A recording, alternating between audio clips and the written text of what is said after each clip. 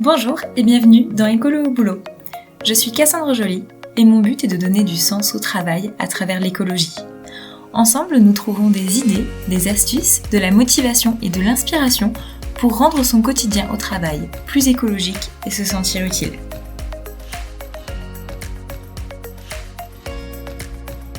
Bonjour à tous.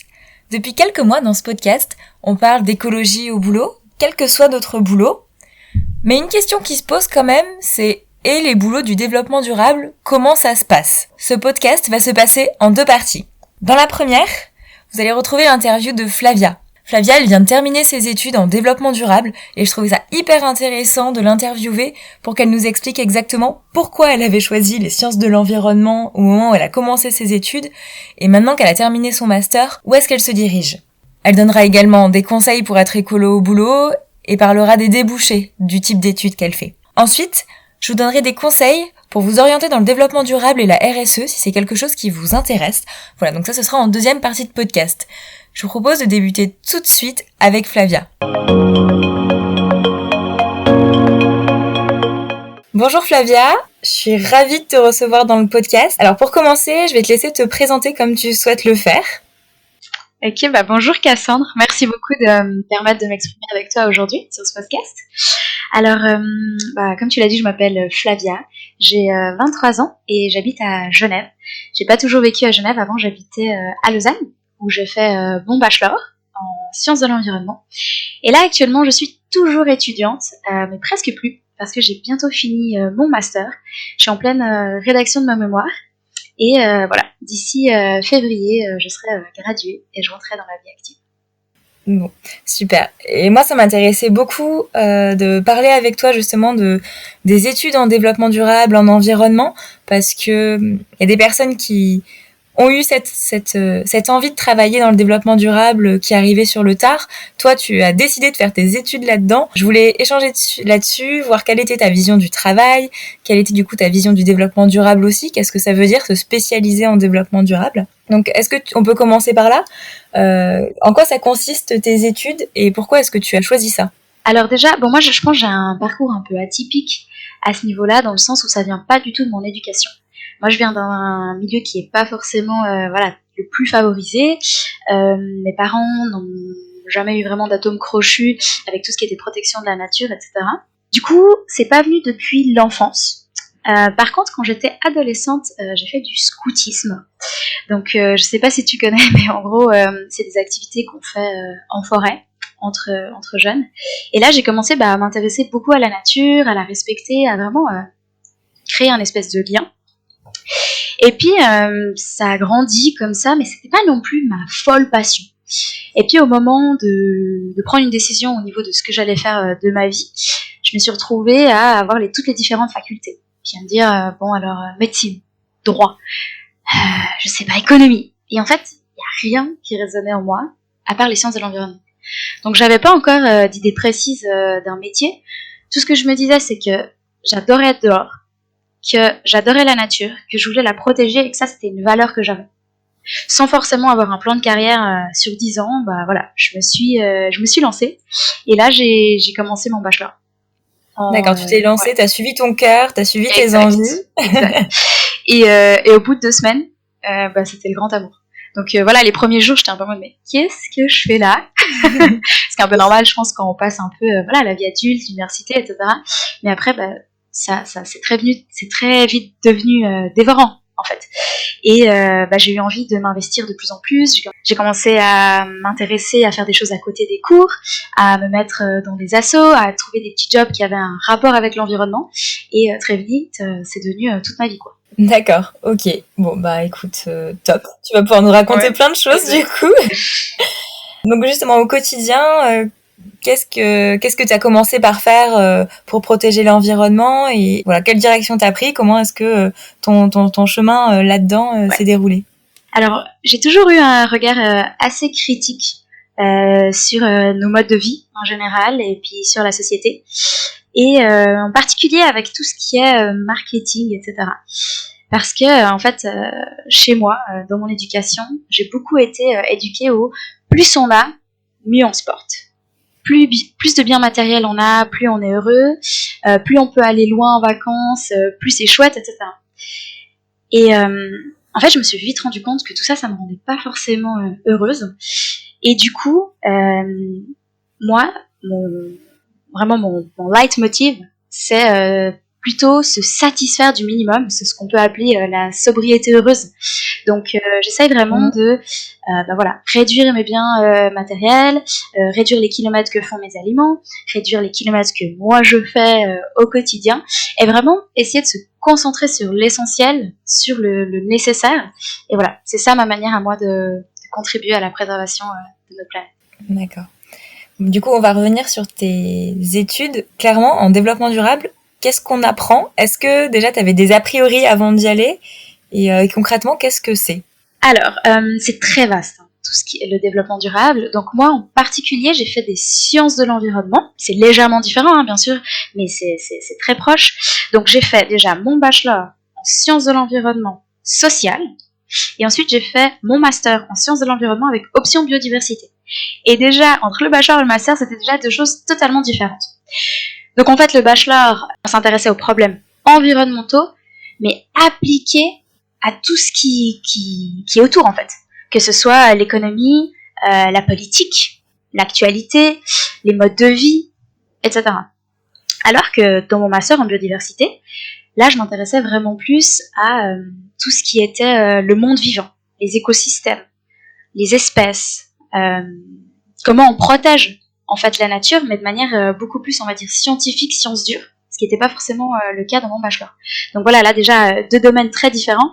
Et après, dans le développement durable, on peut aussi aller en ingénierie, on peut faire vraiment beaucoup de choses. Donc c'est très très vaste. Justement, parmi les métiers qu'on peut faire en termes de débouchés, quand on étudie le développement durable, alors même si c'est très vaste, des études comme toi tu as fait, le but c'est de travailler dans quoi ? Alors, je dirais qu'en fait on devient un conseiller surtout, finalement. Un conseiller, que ce soit pour des communes, un État, des entreprises, des associations. Mais c'est vraiment ça notre rôle en fait. C'est d'aller dans une structure qu'on connaît pas. Donc voilà, c'est pas forcément évident pour les experts en sciences de l'environnement. Il faut être très indisciplinaire, avoir une capacité d'adaptation assez grande pour arriver dans un milieu qui, à la base, ne s'intéresse pas forcément à l'environnement, comprendre les tenants et aboutissants de la structure et mêler ses objectifs personnels et la protection de l'environnement. Et là, en fait, on va justement essayer de conseiller, etc. Donc voilà, très concrètement, ça veut dire participer à des agendas 21, ou maintenant, ce sera des agendas 30, dans des communes, ou des grandes entreprises, que ça peut être alimentaire, textile, etc. Les aider à choisir des matériaux, choisir des méthodes de production, etc., qui leur permettent de réduire leur impact sur l'environnement. D'accord, donc c'est des métiers de conseil et d'accompagnement, d'ingénierie. Alors, ingénieur, j'irai pas jusqu'à là, parce que ça, c'est un métier qui est plus technique. Donc, on sera vraiment dans tout ce qui est la chimie des matériaux, de la physique, vraiment des sciences dures, mais encore plus poussées. Parce que moi, j'ai pas justement le diplôme d'un ingénieur, donc je ne peux pas, par exemple, construire un barrage ou faire de la renaturation des cours d'eau. Je peux pointer des problèmes du doigt et dire par exemple là l'énergie que vous utilisez pour votre production, ce serait bien qu'elle vienne de telle ou telle source, comment on peut trouver des solutions, mais c'est pas moi qui vais construire des éoliennes et des panneaux solaires. Voilà la différence un peu avec un ingénieur. Ouais, c'est très clair. Est-ce que tu as déjà commencé à travailler dans des entreprises, à faire des stages ou des choses comme ça ? Alors oui, j'ai toujours eu la nécessité de travailler à côté de mes études et j'ai déjà eu pas mal d'expériences assez chouettes. Donc déjà j'ai bossé avec Zero Waste Switzerland. Donc c'est l'association, la première association de réduction des déchets en Suisse. Et j'ai notamment bossé pour eux dans le cadre d'un projet qui s'appelle Carouge Zéro Déchet. Donc Carouge, c'est une petite ville qui est proche de Genève. Et le but de ce projet, c'était de rendre toute la ville zéro déchet. Donc plus précisément, c'était de réduire les déchets de 30% en incluant tous les acteurs. Que ce soit les habitants, les commerçants, l'administration aussi, vraiment, les entreprises, tout le monde. Et c'était un projet super ambitieux et c'était super intéressant. Donc moi, je me suis intéressée, par exemple, d'abord au ménage. Donc j'ai fait, par exemple, du coaching. Pendant 6 mois, j'ai suivi, il y avait 25 familles au total, je crois. J'ai été aidée, bien sûr, j'avais 15 coachs, donc eux c'était des bénévoles qui m'ont aidée à suivre ces familles et les aider dans leur réduction des déchets, en faisant des réunions avec eux, en faisant des événements. On leur avait donné aussi des cadeaux zéro déchet pour les aider. Donc ça, c'est une des premières choses que j'avais fait. C'est ce projet Carouge Zéro Déchet, c'était vraiment chouette. J'ai aussi bossé avec la RTS, assez sympa, rigolo, parce que j'ai fait un peu la même chose. J'ai suivi une famille pendant 5 mois, quelque chose comme ça. Et je les ai aussi aidés à avoir un mode de vie plus durable, à axer sur les déchets cette fois. Et là, tout était filmé. Donc ça s'appelait Une seule planète d'ailleurs pour les curieux. Donc, RTS, c'est une chaîne de télé ? Ouais, c'est la première chaîne de télévision suisse. Ok. Donc j'ai bossé dans ça, puis j'ai bossé aussi beaucoup avec les enfants. J'ai fait de la sensibilisation avec Pro Natura. Je sais pas si tu connais, c'est un peu comme WWF mais au niveau suisse. D'accord. Et j'ai fait des camps avec eux, j'ai fait plein de formations pour justement apprendre à leur transmettre l'amour de l'environnement déjà, et puis faire de la sensibilisation. Donc ça c'est tout ce que j'ai fait. Et puis après pour te dire un peu ce que j'en ai pensé, j'ai trouvé cool de pouvoir faire ce qu'on aime, parce que pour moi c'est hyper important, c'est pour ça que je fais des études en sciences de l'environnement, mais ça reste un domaine qui est assez limité en termes de ressources financières surtout, parce que il y a un peu cette valeur où on veut pas monétiser forcément l'environnement, où les gens veulent pas payer pour la sensibilisation. Et puis de l'autre côté, les associations n'ont pas forcément toujours assez de ressources, les États allouent pas forcément énormément d'argent à l'environnement, et du coup, en fait, c'est difficile finalement de trouver vraiment un emploi stable avec un revenu convenable en ayant fait des sciences de l'environnement. Du coup, on a un peu 3 possibilités. Donc soit on peut se vendre, dans le sens où on peut aller faire un boulot qui nous plaît pas particulièrement, par exemple, on peut devenir un allié d'une compagnie pétrolière, etc. Je pars un peu dans le cliché, mais je connais des gens qui ont fait ça. Après, il y en a qui voient ça comme une opportunité de faire changer les choses de l'intérieur. C'est vrai. Sincèrement, moi j'ai beaucoup de respect pour les gens qui se lancent dans quelque chose comme ça, parce qu'en fait, ils auront à côté d'eux des gens qui ont des objectifs très différents, très challengeants. Donc j'ai beaucoup de respect pour le faire, mais moi j'aurais l'impression de pas pouvoir dire vraiment ce que je pense, quoi. mais voilà. Donc ça c'est un peu la première option qui, moi je pourrais pas, mais beaucoup de respect à ceux qui le font. Après, la deuxième option, c'est de bosser justement pour une ONG ou pour une commune, etc. Donc ça, souvent, c'est les plus sympas, les plus intéressants, et ceux qui sont rémunérés correctement. Et encore, avec les associations, c'est un petit peu compliqué. Et sinon, on peut aussi devenir indépendant. Donc moi, j'ai pas mal de connaissances qui ont fait des études similaires, qui sont devenus indépendants, qui lancent leurs propres projets, beaucoup dans l'alimentation de proximité, etc. Ça, c'est des choses assez chouettes, il y a pas mal de débouchés, mais après, il y a les avantages et les inconvénients du monde entrepreneurial à prendre en compte, mais ça peut aussi être une possibilité. Complètement. Et alors, dis-nous, toi, qu'est-ce qui t'intéresse le plus dans tout ça ? Alors, moi j'ai adoré travailler avec cette association Zero Waste Switzerland. Je travaille toujours avec eux en fait d'ailleurs. On essaie de lancer de nouveaux projets en ce moment. Par contre, c'est vrai qu'au niveau de la rémunération, je suis toujours rémunérée comme une stagiaire, alors que ça fait déjà 1 an et demi que je travaille avec eux. Donc c'est pas forcément facile. Et à la fin, en février, là, quand je vais devenir graduée, je dois pouvoir voler de mes propres ailes. Du coup, malheureusement, je pense que si la situation de l'association ne change pas, je vais devoir partir. Du coup, moi, dans ce cas, je rêverais de me lancer en tant qu'indépendante. En tant qu'entrepreneur. D'ailleurs, j'ai un petit peu commencé.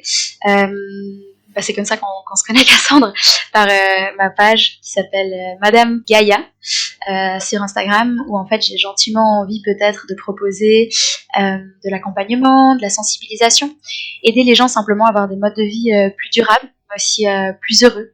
Le développement personnel, c'est quelque chose qui m'intéresse beaucoup. Donc, j'ai pas exactement de plan précis, mais j'essaye un peu de lancer une petite communauté avec qui on pourra monter dans le futur des projets sympas. Ouais, en tout cas, allez voir sa page, Madame Gaïa. Il y a des petits conseils, c'est très gai, comme tu dis, très joyeux. Alors, du coup, dans ce que tu apprends, il y a des choses que tu mets en application dans ton travail ou dans les associations dans lesquelles tu es. Est-ce qu'il y a des choses qui sont pas forcément en lien, mais qui t'ont peut-être marqué dans ce que tu as étudié, dans ce que tu as appris ? Alors, je pense qu'il y a 2 expériences, on va dire, qui m'ont vraiment marqué pendant mes études. La première, c'était un jour, on a fait un reportage vidéo sur une communauté autosuffisante qui vivait sous yourte. Et en fait, ils essayaient de se battre contre la commune dans laquelle ils voulaient en fait créer cette petite communauté sous yourte, parce qu'en fait le droit suisse est pas du tout flexible à ce niveau-là, et les yourtes en fait doivent absolument être dans des zones qu'on appelle constructibles, et c'est impossible de les mettre dans un champ où c'est censé être dédié à l'agriculture par exemple. Et du coup nous on avait fait un reportage sur ces gens qui voulaient vivre avec des panneaux solaires, leur propre plantation, des poules et leur yourte. Et ça, j'ai trouvé que c'était une expérience humaine hyper forte. Je trouvais beau en fait que ces gens, ça allait aussi avec mes valeurs. Ils veulent se concentrer sur ce qui est essentiel. Et en même temps, ça me faisait un peu de la peine de voir que c'était si difficile pour eux en fait, finalement, de vivre simplement. C'est quand même dingue. Oui, dire je veux être autosuffisant, je veux m'apporter tout ce dont j'ai besoin, et en fait c'est pas possible. Exact. Et ça pour moi, ça c'était fort. C'est une des premières fois où je me suis dit mais en fait il y a des choses à changer quoi. Il y a des mentalités à changer, il y a encore du boulot à faire. Et peut-être une deuxième chose, une connaissance en particulier, mais c'est surtout des professeurs qui m'ont beaucoup inspirée, et des lectures aussi d'auteurs fascinants, parce que je me rendais compte qu'en fait il y a déjà 50 ans on parlait de la même chose qu'aujourd'hui. Et c'est un peu déprimant d'ailleurs. Ouais. On a un peu l'impression qu'on recule, ouais. Mais dans le sens où souvent on se dit mais les choses elles changent, les mentalités elles changent et tout. Puis en fait on vit des auteurs, mais il y a 50 ans ils étaient plus en avance et plus ouverts d'esprit que nous quoi. Et ça ça permet je trouve d'avoir du recul vraiment et de se dire mais en fait on n'est pas en train de réinventer l'eau chaude quoi. Les choses elles sont là depuis un moment. Maintenant, il faut passer à l'action, passer au changement, parce que les réflexions, on les a déjà eues. On sait déjà le réchauffement climatique, c'est pas quelque chose de nouveau, c'est pas une nouvelle scientifique. Il faut réussir à les mettre en application dans notre société. Voilà, ça c'est un peu les deux enseignements qui m'ont beaucoup touchée pendant mes études. Ouais. Est-ce que ça c'est le genre de choses qui fait que t'es plutôt optimiste pour le futur, ou t'es plutôt pessimiste en se disant en fait on n'a pas le temps, c'est trop tard, on n'a pas changé assez vite, ou est-ce que tu te dis on a tellement de connaissances depuis 50 ans, on sait ce qu'il faut faire et en fait on est en train d'y aller et on va y arriver? Alors en fait pour moi la question elle se pose pas. Je suis désolée, c'est peut-être frustrant comme réponse, mais dans le sens où pour moi j'ai besoin de contribuer, j'ai besoin de me dire qu'en fait le jour où si vraiment allons dans le pessimisme, si vraiment un jour il y a une catastrophe et puis qu'on se retrouve dans une situation environnementale désastreuse, me dire en fait moi j'ai tout donné, j'ai pas participé à ça, je peux que dormir sur mes deux oreilles et me dire que j'ai fait ce que j'ai pu quoi. Et en fait c'est ça qui me motive, c'est ça qui me dit moi je fais ma part, je peux pas tout changer, je peux pas changer le monde, mais je peux me dire que moi je contribue pas au problème. Et ça ça me suffit pour avancer, à continuer, sans même me dire peut-être que je vais y arriver, enfin peut-être que on va y arriver ou peut-être pas. Moi, je trouve que c'est un super état d'esprit, et c'est vrai que c'est ce que j'essaie d'adopter aussi. Quand on me dit que ça sert peut-être à rien, je me dis que de toute façon, je ne peux pas rien faire. Exact. C'est totalement ça. Autant essayer de faire quelque chose. Tu le sais, ce podcast, il s'appelle Écolo au boulot, parce que je pense que en tant que salarié ou en tant qu'indépendant, en fait, c'est les entreprises aussi qui font que on va avoir un changement ou pas. S'il y avait une ou deux choses que des salariés pouvaient faire dans leur entreprise pour être écolo au boulot, pour toi, ce serait quoi? Alors, une des premières choses que je conseillerais, qui demande un petit peu d'investissement, mais qui est tellement gratifiant, c'est peut-être de mettre en place une équipe verte. Donc, c'est un gros mot pour dire quelques employés qui s'unissent et qui mettent des trucs écolos au bureau. Par exemple, je connais des gens dans le zéro déchet qui se sont motivés à arrêter les capsules jetables au travail, ou au moins des alternatives pour qu'elles soient recyclées, revalorisées d'une manière ou d'une autre.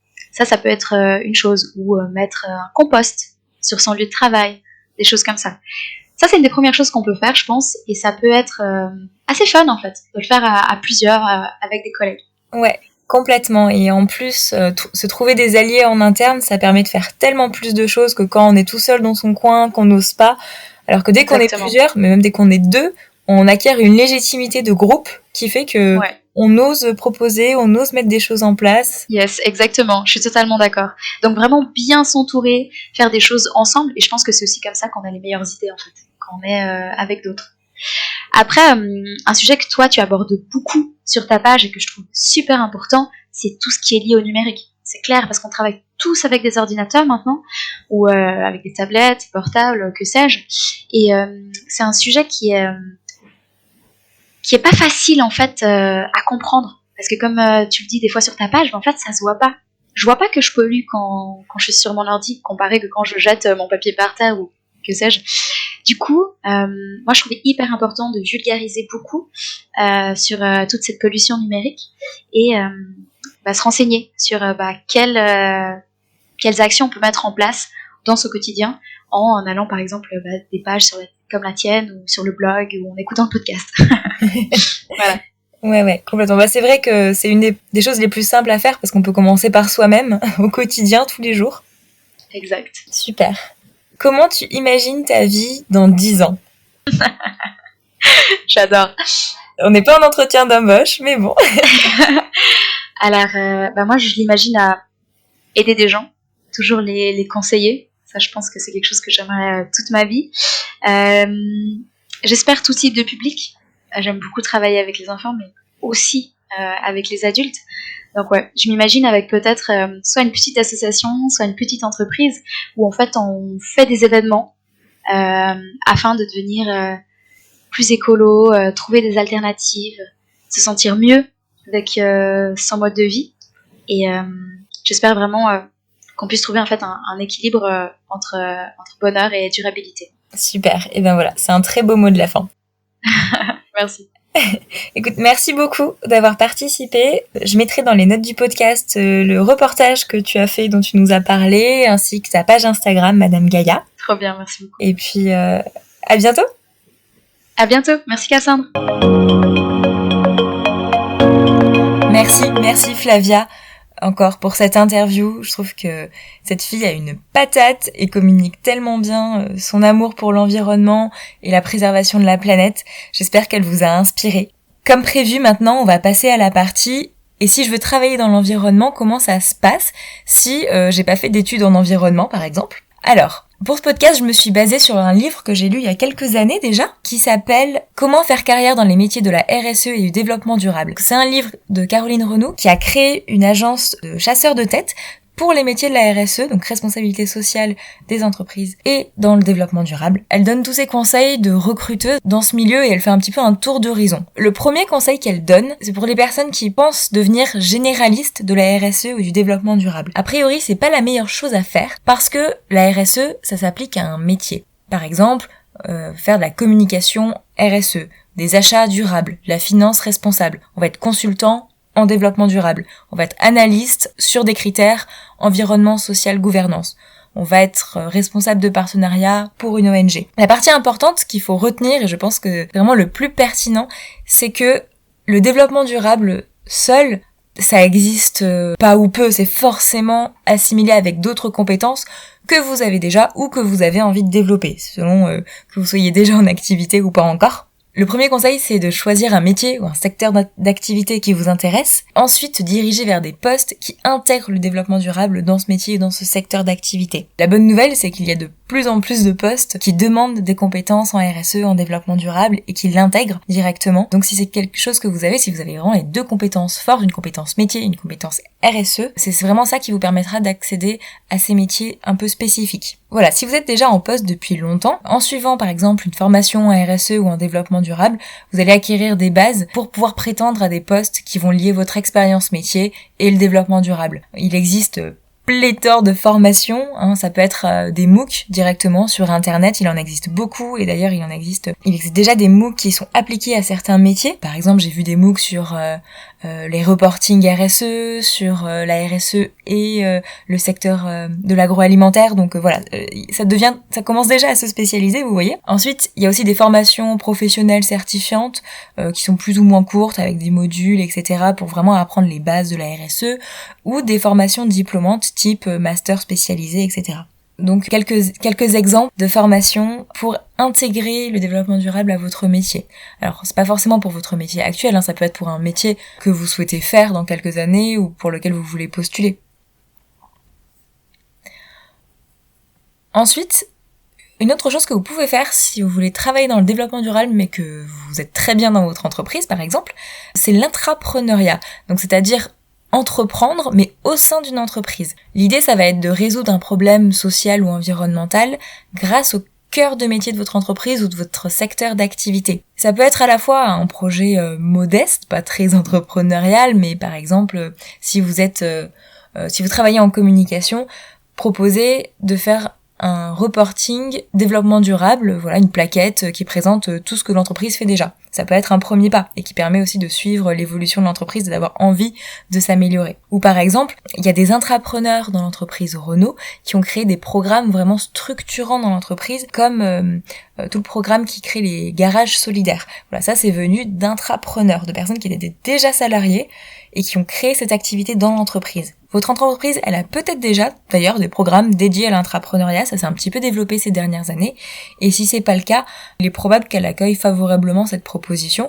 En tout cas, c'est quelque chose que vous pouvez tenter. Si vous avez une idée, de nouvelle activité ou de nouveaux projets liés au développement durable, n'hésitez pas à le proposer. Ensuite, si vous êtes étudiant, le conseil, ça va être de multiplier les expériences. Donc encore une fois, on va pas forcément se spécialiser en RSE ou en développement durable.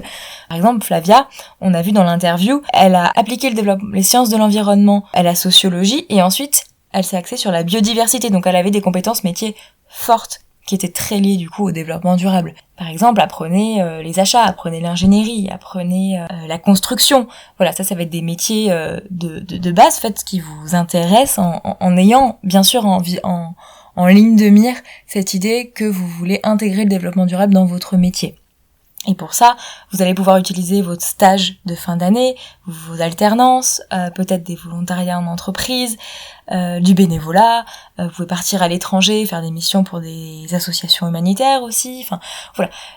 Le but, c'est d'intégrer des expériences développement durable et de les compléter avec les compétences que vous allez acquérir dans votre école.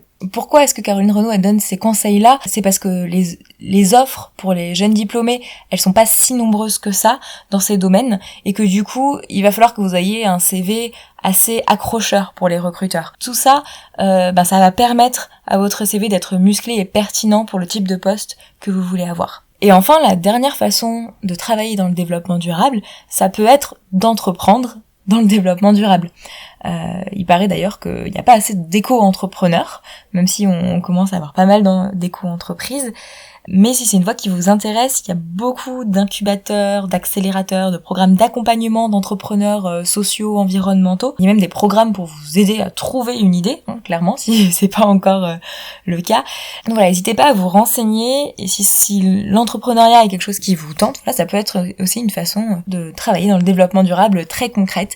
Et un des conseils importants, si vous vous lancez dans l'entrepreneuriat, ça va être de réseauter. Surtout dans ce domaine-là, les personnes sont plutôt bienveillantes parce qu'elles ont un but qui dépasse leur propre entreprise. C'est la transition écologique et solidaire. Il y a plutôt de la bienveillance entre entreprises, entre entrepreneurs et organisations qui essaient d'accompagner les entrepreneurs sociaux. Et du coup, voilà, vous allez pouvoir avoir beaucoup d'opportunités pour réseauter, pour échanger sur votre projet, pour lui permettre d'être le plus pertinent possible par rapport vous allez récupérer les expériences d'autres personnes qui sont passées par là ou qui connaissent un petit peu ce secteur-là. Donc voilà, échangez au maximum.